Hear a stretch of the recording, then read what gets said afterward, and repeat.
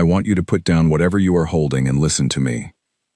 I am not going to tell you about tactics today. I am not going to walk you through formation drills or weapons certifications or the mechanics of coordinated fire.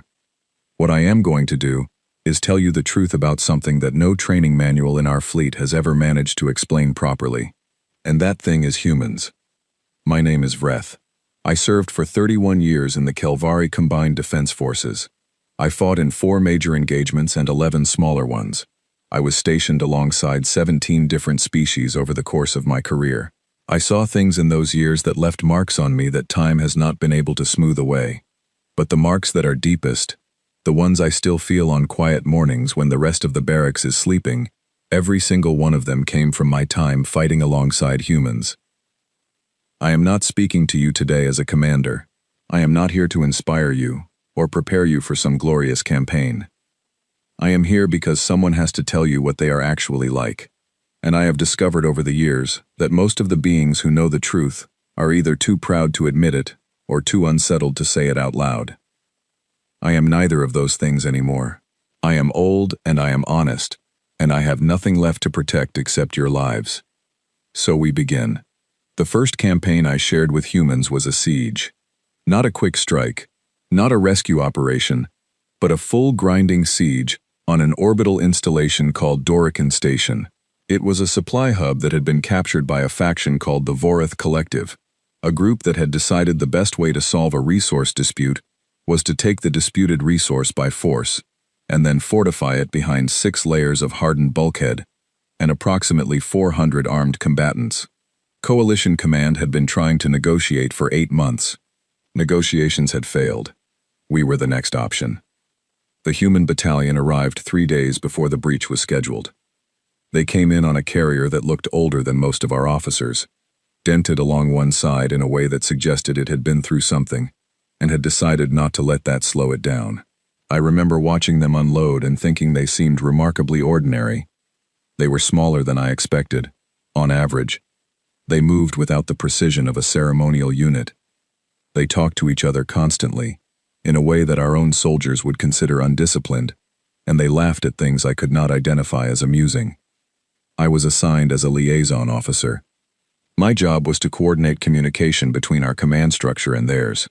The human commander was a woman named Sergeant First Class Calloway, a title that confused me, because she held authority well above what that rank suggested in our system. But I learned quickly that human units do not always arrange themselves the way the official structure implies. She had dark eyes that missed very little, and she had a habit of finishing her sentences before you had quite expected her to, as though her thoughts moved slightly faster than she was allowing them to appear. The night before the breach, I found her unit gathered in a corridor off the main hangar. They were not running final checks. They were not reviewing the breach plan for the last time. They were playing a game that involved cards and a great deal of loud commentary. Several of them were eating. One of them was asleep against the wall with his mouth open. I stood at the entrance to that corridor for a long time before I approached Calloway. She was leaning against a crate, watching her people play, and she looked up when I came close. I told her I was there to confirm the breach timeline for the following morning. She confirmed it. Then I asked her something I had not planned to ask. I told her that my command had run the probability models on the breach operation, and that the figures for the first corridor alone put casualty projections at somewhere between 60 and 80% for the lead element. Her unit was the lead element. She looked at me for a moment, not with fear, not with anger. She looked at me with something that I can only describe as patience, the way you might look at someone who has just told you that water is wet and seems to expect a reaction. She said yes, she knew. I asked her why her people were playing cards. She looked back at her unit. One of her soldiers had apparently won the round and was making a noise that I would later understand was called gloating. 2 others were arguing cheerfully about whether the win was legitimate. The sleeping soldier had not moved. Calloway said to me, "They have already decided they are going to make it. The math does not change that." I did not know what to do with that answer. I still do not know what to do with it, and I have been carrying it for 22 years. I said goodnight and walked back to the command post, and I spent most of that night sitting with the probability models and trying to find the error in them, because I was certain there must be an error. because no rational being who understood those numbers would be playing cards the night before walking into them. There was no error. The breach was scheduled for the early morning cycle. I was in the command post when the teams moved into position. I had access to the sensor feeds, but mostly, I watched the communication channels, because in my experience, the first thing you lose in a breach operation is visibility, and the last thing you lose is voice. I wanted to understand what these humans sounded like when things started going wrong. What I heard was not what I expected. The lead element entered the first corridor, and within 40 seconds had taken fire from 2 hardened positions. I heard the contacts called out in calm, clipped language. I heard movement orders given and confirmed. There was no panic in the voices. There was no trembling. There was, occasionally, something that sounded almost like dark humor, the kind of comment that should not have been funny given the situation, but that you could hear the people on the channel reacting to anyway. I sat in that command post, and I listened to human beings walk into a corridor that our models had predicted would consume most of them, and I could not find the fear in their voices. I looked for it. I genuinely looked because I needed it to be there, because its absence was more disturbing to me than its presence would have been. The channel stayed active. The voices stayed steady. And then something happened that I was not prepared for, something that changed the way I understood what we were dealing with. Something that sent a feeling down through my entire body that I had no name for at the time, and that I have since decided to call awe, though I am aware that awe is not quite accurate. It is too clean a word for what I felt. The breach element cleared the first corridor. Not some of them, most of them. They pushed through what our models had told us should have been a stopping point, and they kept moving, and they did not slow down. And Calloway's voice came through on the channel, and what she said was, "We are on the secondary door, requesting support on the left flank." And her voice was exactly the same as it had been when she confirmed the breach timeline the night before. I sat back in my chair. The soldier asleep against the wall came through the channel 20 minutes later. He was one of the ones who had made it. His voice was not the voice of someone who had just walked through a 60 to 80% casualty projection. His voice was the voice of someone who had a job to finish. Dorican Station was cleared. Not in the 4 days our models had suggested, but in 11 hours. I filed my liaison report that evening, and I could not stop thinking about the cards, about the laughter, about the way Calloway had looked at me when I asked why her people were not afraid, and what it meant that her answer had been about what they had already decided instead of about what the numbers said. I wrote one line at the bottom of that report, below the operational summary, that my commanding officer later told me was the most useless piece of analysis he had ever received from a field officer. What I wrote was, "I do not think they read the models." I meant it as a criticism at the time. I have since realized it was the highest compliment I have ever given anyone. The second thing I need to tell you is harder to explain. It is not a single moment. It is a pattern. And patterns are difficult to describe because they require you to hold multiple images in your mind at the same time and see what connects them. But I am going to try, because if you take only one thing from everything I say today, I want it to be this: they do not stop. I do not mean that in the way you might assume. I do not mean that they are reckless or that they ignore the value of their own survival. What I mean is something more specific and more disturbing than recklessness. Recklessness I could have worked with. Recklessness I could have categorized. What I mean is that they have a relationship with injury and with damage and with pain that operates according to rules I have never fully decoded, and those rules appear to have very little to do with how much they have been hurt. Let me be precise. In Calvari doctrine, every soldier has a combat threshold. It is a biometric concept. Below the threshold, you are considered combat effective.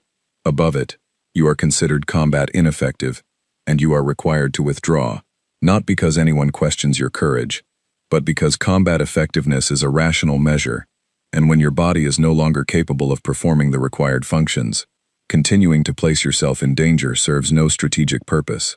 It is not cowardice. It is arithmetic. Humans, as far as I can tell, do not have this threshold. Or they have it and they do not consult it. Or they consult it and decide that the result is a suggestion rather than an instruction. I saw this clearly for the first time in the second engagement I shared with a human unit. The campaign was in a place called the Gorath Belt, a series of connected mining platforms that had become a contested zone between two factions, neither of which particularly wanted coalition involvement, but both of which had signed treaties that technically obligated them to accept it. It was a miserable place to fight.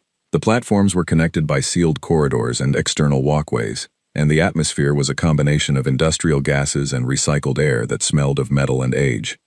Every surface was either very cold or very hot, depending on how close you were to the processing cores. Visibility in the external sections was near zero because of the particulate that the mining operations had left in the surrounding space. The human element in that campaign was a mixed squad of 8 soldiers. Their team leader was a man named Corporal Denny, a compact, quiet person who communicated mostly through gestures and short phrases, and who had a quality I came to think of as aggressive stillness. He was not loud. He did not perform. When he spoke, people listened, not because they had to, but because what he said was always exactly as long as it needed to be. On the 3rd day of operations in the belt, we were moving through one of the external corridors when a section of the structure failed. It was not enemy action. It was the age of the platforms, combined with a pressure differential that the structural models had apparently not accounted for. A portion of the corridor ceiling came down. No one was in the direct collapse zone, but the shockwave and the debris produced casualties across the unit. 3 of our Kelvari soldiers were injured significantly enough that they were immediately flagged as combat ineffective by our medical monitors. The protocol was clear. They were extracted. That left me, 2 other Kelvari, and the 8 humans. One of the humans, a woman named Private Carr, had been struck by a piece of debris along her left side. The medical readings I had access to through the shared channel told me that she had at minimum 2 fractured structures in her torso and a deep laceration across her left arm. In our doctrine, she was immediately combat ineffective. She should have been flagged for extraction. She did not flag herself for extraction. She stood up from where the impact had put her, took a breath that I could see from where I was standing required significant effort, and checked her weapon. I moved toward her. I told her that her biometrics had registered above the combat threshold. I used exactly that language because I was still, at that point, operating under the assumption that humans understood what the combat threshold meant and simply needed to be reminded of it. She looked at me, not with hostility, not with the determination of someone performing for an audience. She looked at me the way you look at someone who has just told you something that is technically true but completely beside the point. She said, "I can still move. I can still aim. We need to keep going." I told her that she was injured, and that continuing to operate in her condition posed a significant risk. She said, "Yes." And then she started moving. I want to be precise here, because I have told this story before, and sometimes people hear it as a story about stubbornness. It was not stubbornness. Stubbornness is when you refuse to change course because you have decided your position is correct, and you do not want to admit otherwise. What Carr was doing was not that. What she was doing was a form of calculation that I did not have the framework to recognize at the time. She was calculating what was necessary, not what was comfortable. And she was finding that what was necessary was continuing, so she continued. Denny never told her to stop. He watched her stand, checked her expression for 2 seconds, and then nodded once and moved. We completed the corridor crossing. It took 40 minutes, and it was not clean. And at the end of it, Carr was significantly paler than she had been at the start, but she was present, and she was functional. And when we reached the junction point, and Denny called a rest, she lowered herself carefully to the floor, and spent the rest period rechecking the equipment she was carrying. I sat nearby and I watched her and I tried to find the logic in what she had done. I am a logical being. I have been trained to find logic in complex situations. I could not find it. Not within the frameworks I had been given. It was only later, much later, thinking about Dorican and the cards and the corridor and now this, that I began to understand that I was not dealing with a gap in logic. I was dealing with a different logic, a logic that was not built around preserving what you had, but around completing what you had started. A logic that placed the mission and the people around you, above the signals your own body was sending. That realization did not make it less disturbing. If anything, it made it more so.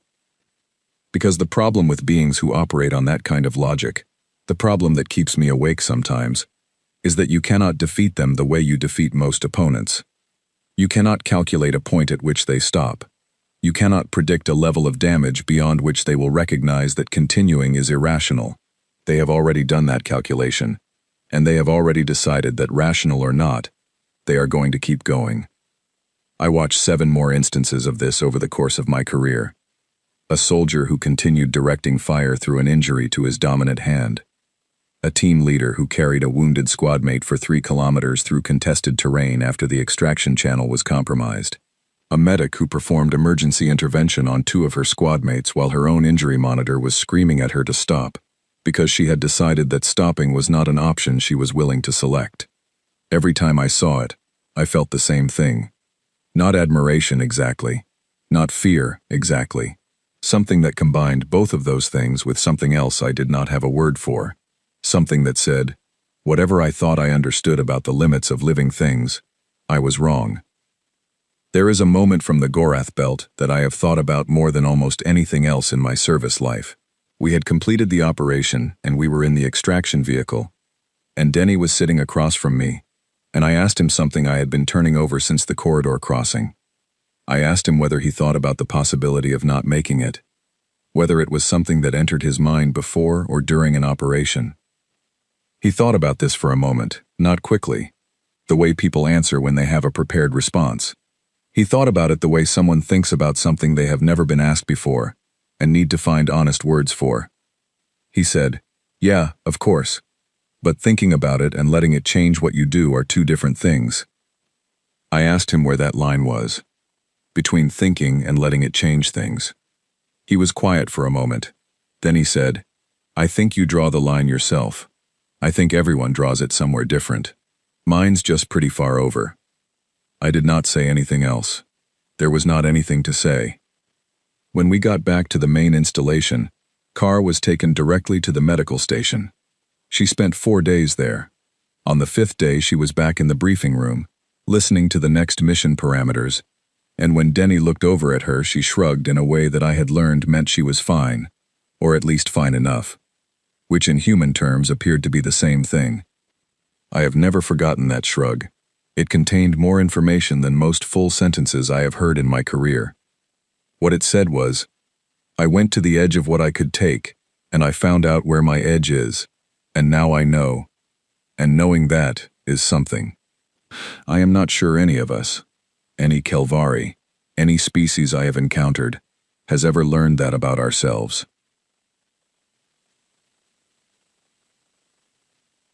Because we have protocols that stop us from finding out.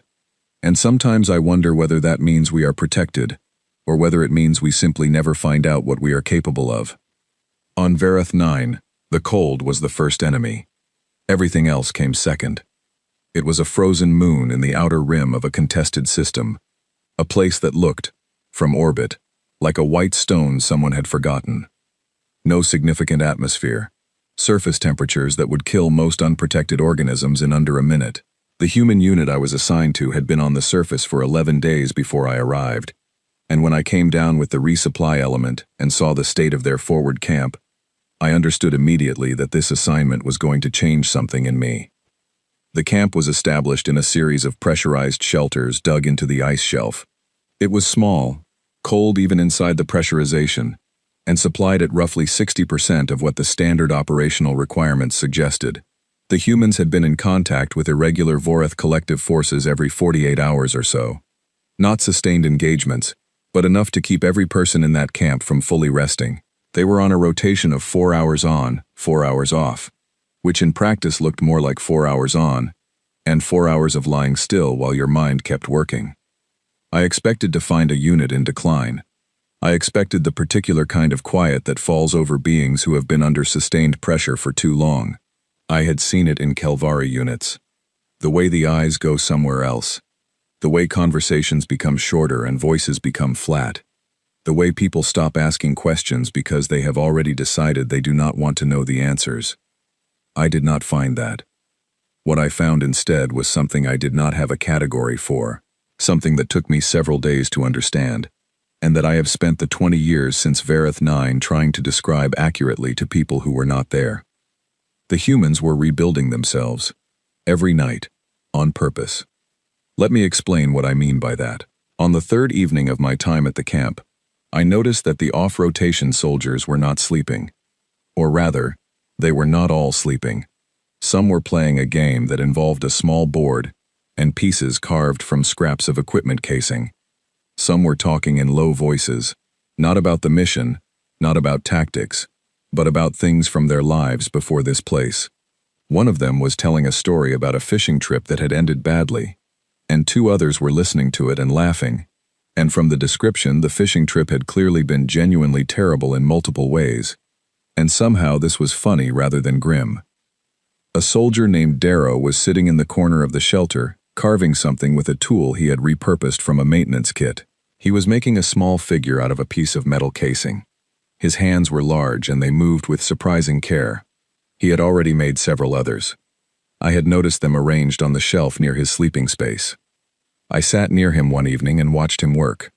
After a while, I asked him what he was making. He said he was making something for a woman in his unit named Petra, because her next birthday was in 2 weeks, and he did not want to let it pass without marking it. I told him that in 2 weeks we might still be on Vareth 9. He said, "I know. That's why I'm making it now." I sat with that for a long time. He kept carving.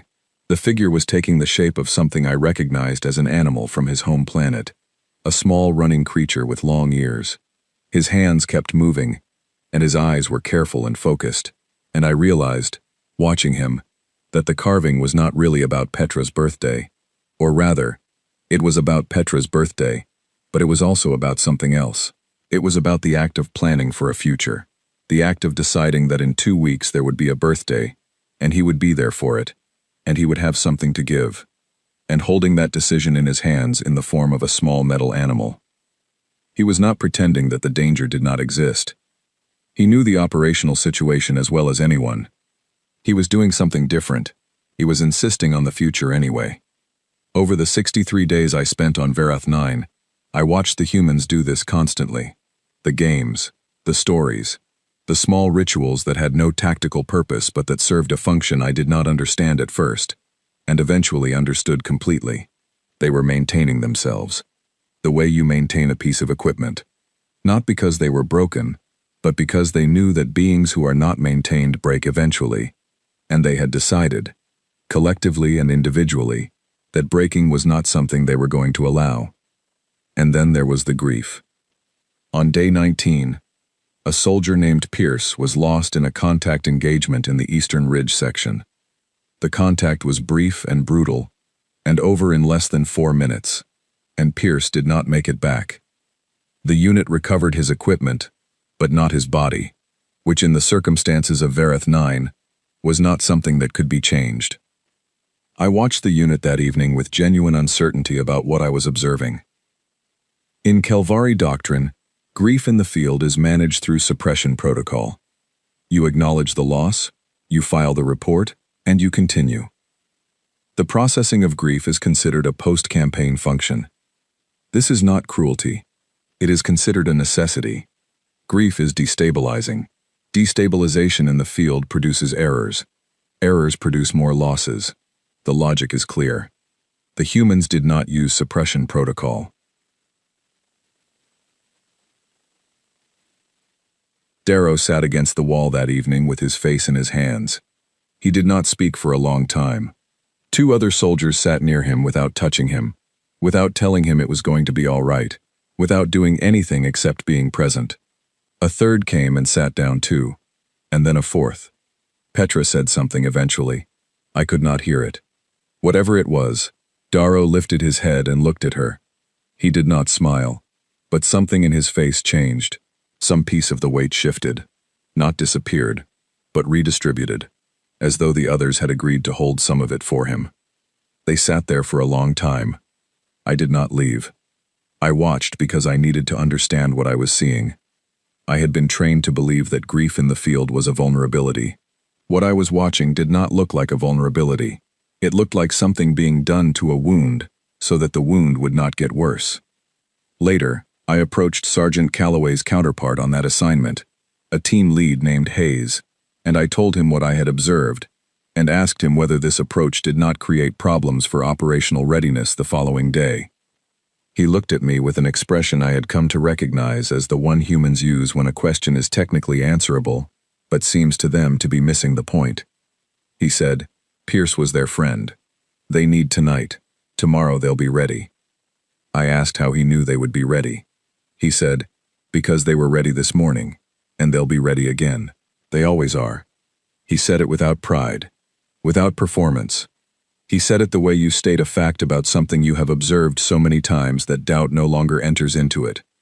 I went to sleep that night with the sound of the humans still talking quietly in the next shelter, their voices low and steady, and I lay there thinking about what Hayes had said. They were ready this morning and they will be ready again. As though readiness was not a fixed state, but a renewable one. As though you could spend it in the service of your grief, and then wake up the next day and have it back. In the morning, they were ready. That was the day I understood what the carving was for, what the card game was for, what the fishing story and the birthday and the sitting in silence with someone who was in pain, what all of it was for. It was not distraction. It was not weakness. It was maintenance. Active, deliberate, repeated maintenance of something in themselves that they refused to let the campaign take from them. I have sat with Calvari units after long campaigns. I have seen what sustained pressure does to beings who do not do this.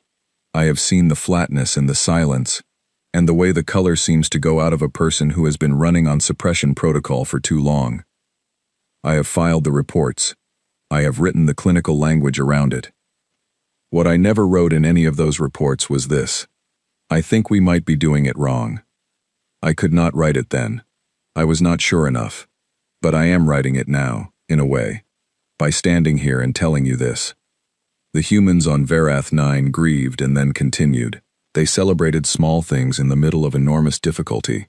They maintained their connections to each other with the same care they gave to their weapons and their equipment, because they understood, at some level that did not require articulating, that those connections were what they were fighting with. On the last day before extraction, Darrow gave the carved figure to Petra. She held it in both hands and looked at it for a moment. Then she looked at him.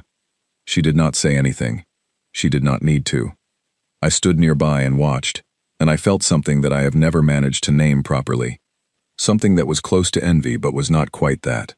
Something that was close to admiration but was larger than that.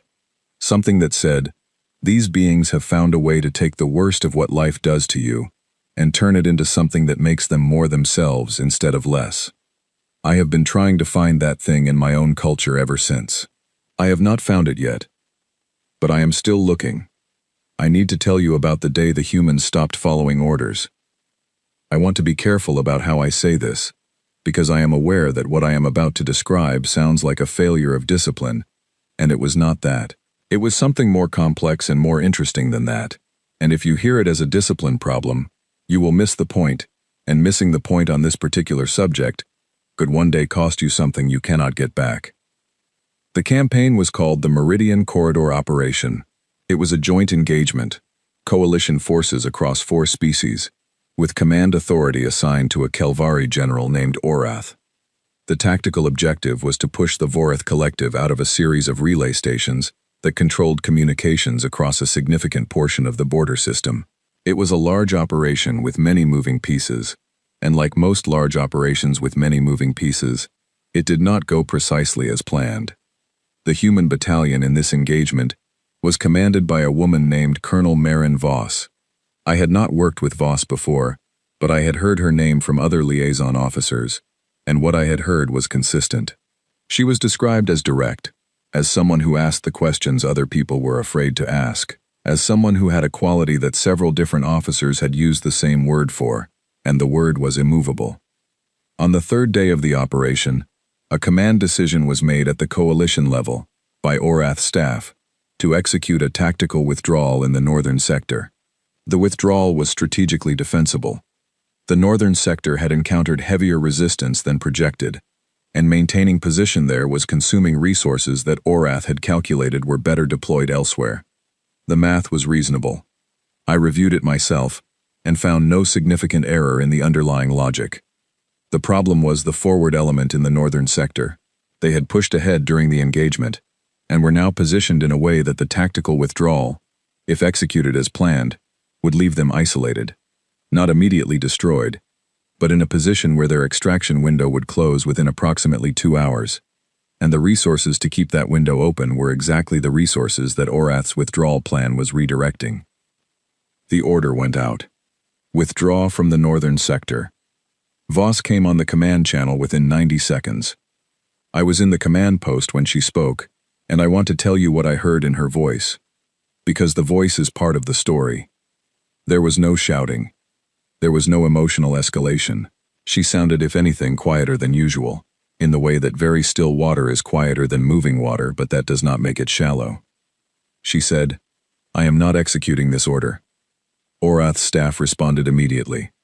The order was reaffirmed. The strategic necessity was explained. The parameters were cited. All of this was done in the clipped, professional language of Coalition Command. Voss said, "Understood. I am still not executing it." I watched the staff officers around me react to this. The range of reactions was wide. There was anger. There was confusion.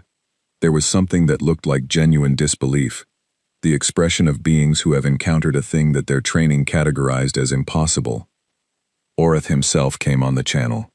He spoke directly to Voss. He explained the command structure. He explained her place within it. He explained the consequences of continued refusal. Voss said, "Sir, there are 41 people in that forward element. I understand the strategic assessment. I am telling you that I will not leave them." She said it the way you state a fact. Not as a challenge, not as a performance, as a fact. And then something happened that I am going to need you to stay with me for, because it is the part of this story that has occupied more of my thinking than almost anything else I have witnessed. Nothing in the human chain of command told the other human units to change course. No order was issued. No revised plan was distributed. Voss did not broadcast a call to action. She simply stated her position and went quiet. Within 12 minutes, every human unit in the theater had begun rerouting. Not in a chaotic way. Not in a way that looked like confusion or breakdown. They moved with the same coordination, the same communication discipline, the same tactical precision that they always moved with. But they were no longer moving according to Orath's plan. They were moving toward the forward element. I sat in that command post, and I watched the movement indicators on the operational display change, one by one, as human units that had been in completely different parts of the battle space began redirecting, and I tried to find the mechanism. I looked for the signal. I looked for the coordination point. I looked for whatever system had produced this collective shift. I did not find one. They had not been told. They had not received an order. They had, as far as I could determine from everything available to me, simply known. They had heard Voss say 41 people, and something in each of them had performed an immediate and identical calculation, and the result of that calculation was the same in every case, and so they moved. Orath could not stop it. Not because the humans were refusing him directly, most of them had not said a word on the command channel, but because they were already moving, and the practical reality of 41 beings in need of extraction had become more immediate than the theoretical reality of the order that was now not being followed. The forward element was extracted. The window was maintained. The coalition's northern position was held, not through Orath's plan, but through a modification of it that none of us in the command post had designed or approved or fully understood until after it was already done. Voss was formally reprimanded 3 days after the operation concluded. I was not present at the reprimand proceeding, but a colleague of mine who was told me about it afterward, and what he told me has stayed with me in the same way that a few other images from my career have stayed with me, permanently and without dimming. He said that when the reprimand was read out, the assembled human soldiers gave Voss a standing ovation. Not a subtle one, not a brief one. A sustained, deliberate, unambiguous expression of collective agreement that what she had done was right. Performed in full view of coalition command, at a formal proceeding, at which they were guests. The Kelvari officers present did not know what to do. My colleague said the silence from the command table lasted long enough to become uncomfortable, and then Orath said something in a low voice to his adjutant and stood up and left the room, and the reprimand proceeding essentially dissolved. I asked my colleague what Voss had looked like during the ovation. He said she had looked like someone who did not particularly need the validation, but was grateful for it anyway, like someone who had already made peace with what she had done, and was now simply present for the aftermath. After the Meridian Corridor operation, there was an internal document circulated within Kelvari High Command. I was not supposed to see it, but information travels, especially in the aftermath of something that the command structure does not know how to categorize. The document was a memo, and its purpose was to advise on the deployment of human units in future coalition operations. The memo's conclusion was not what I expected. It did not recommend against deploying human units. It did not characterize what had happened as a failure of the alliance. It said, in language that was more honest than I had expected from a command document, that human units had demonstrated a form of reliability that Kelvari command structures could not predict or direct, and that for this reason, human units should not be placed in subordinate tactical roles in future coalition engagements. Not because they were unreliable. The memo was specific about this. They were, it said, extremely reliable. The problem was that their reliability operated on a frequency that our systems could not read. They were reliable to something we could not command. The memo did not name what that something was. I think the authors did not have a word for it either. I do. I found the word later, not in any military document, but in a conversation with a human civilian, a historian who was writing about the role of coalition forces in the border conflicts, and who had asked me for my recollections. I told her about the Meridian Corridor. I told her about the forward element and Voss, and the movement indicators and the ovation. She listened to all of it. Then she said, they were loyal. I said I understood loyalty as a structural concept. Loyalty to a command, to a unit, to a chain. She shook her head. She said, not that kind, the other kind. I asked her what the other kind was. She said, the kind that doesn't need to be told what to do because it already knows. I have turned that over in my mind many times since that conversation. The loyalty that does not need to be told. The loyalty that reads a situation and arrives at the correct answer before any order is issued. Because the correct answer is not coming from the order, but from something inside the being who has to act. 41 people. That was all Voss had said.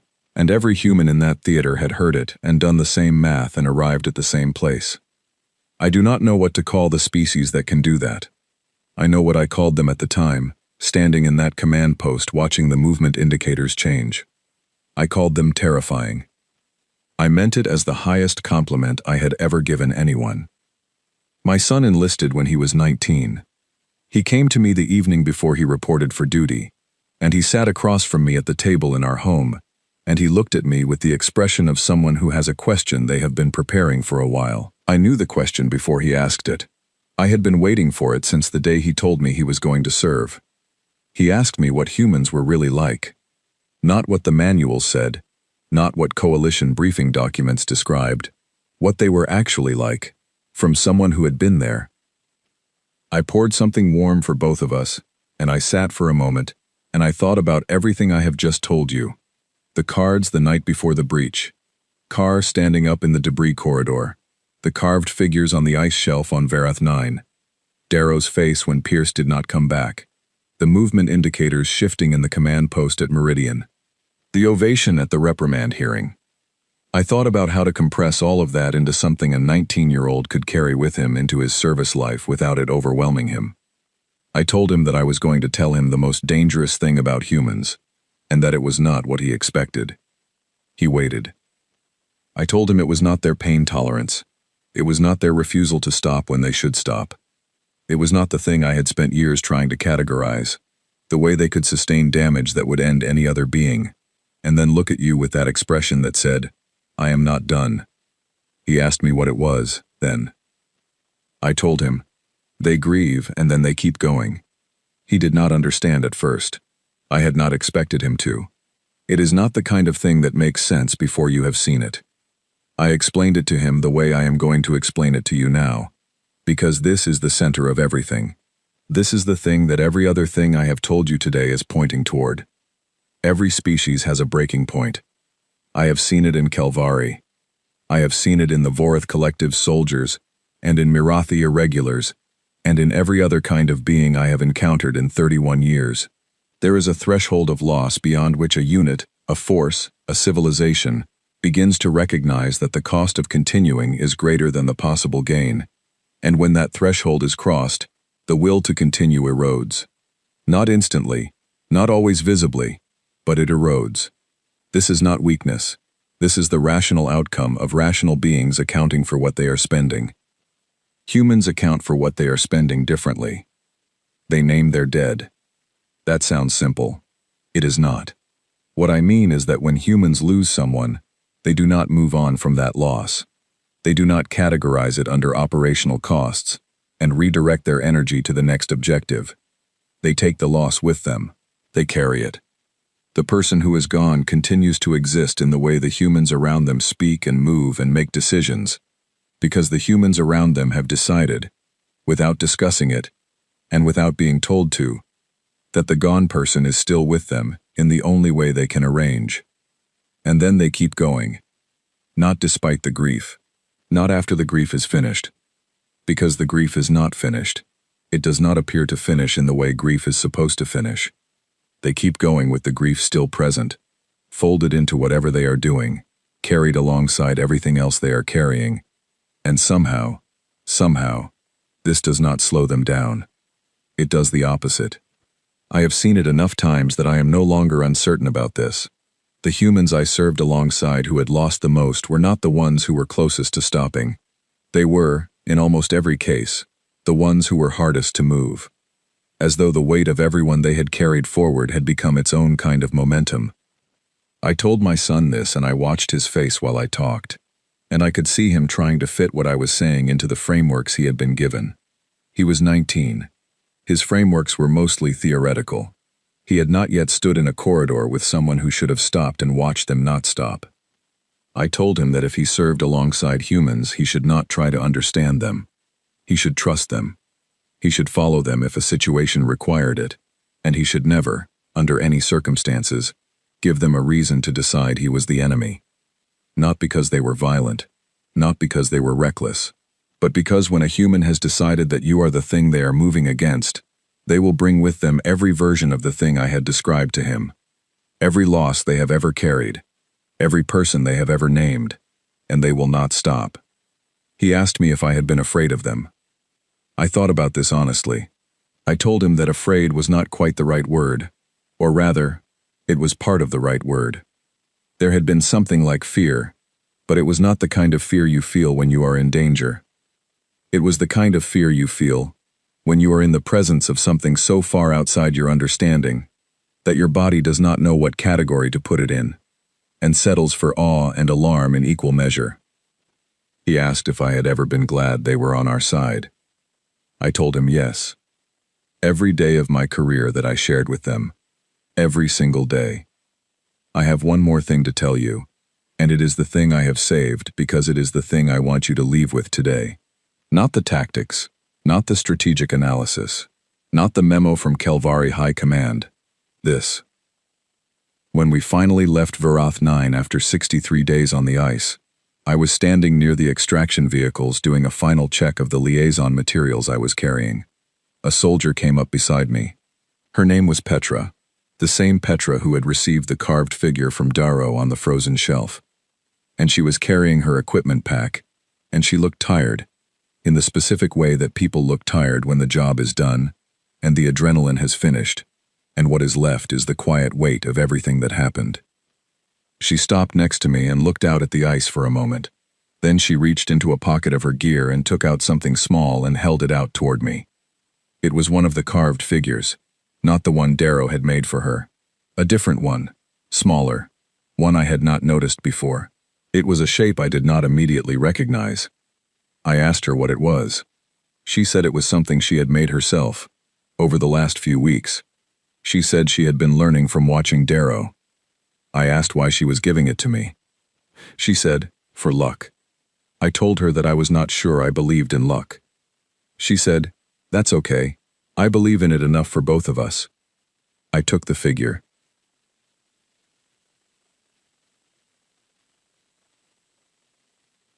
I carried it in my gear for the rest of my service life. It is on the table in my home right now. It sits there between my retirement medal and a photograph of my son in his uniform. And when I look at it, I think about 63 days on a frozen moon, and a woman who was learning to carve because someone she cared about had shown her how, and who gave one of those carvings to an alien officer she had known for 2 months, because she believed in luck and thought he might need some. I think about the fact that Sergeant Calloway, the one who laughed the night before the breach at Dorican, the one whose unit went into an 80% casualty projection and cleared the station in 11 hours, is still alive. She retired 2 years after I did. I attended the ceremony. She laughed through most of it, the same laugh she had in that corridor the night before everything, and when I said goodbye to her afterward, she gripped my hand and held it for a moment and did not say anything. She did not need to. I still do not understand her.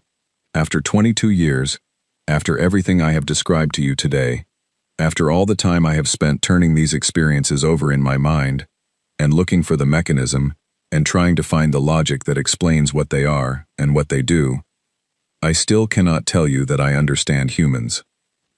What I can tell you is that when she held my hand that day and I looked at her, the only feeling I had, the only thing that was present in me at that moment, was gratitude. Gratitude that whatever they are, I was never on the other side of it. That is what I came here to tell you. Carry it with you. It will matter more than anything else I have said today, and I have said a great deal. You are dismissed.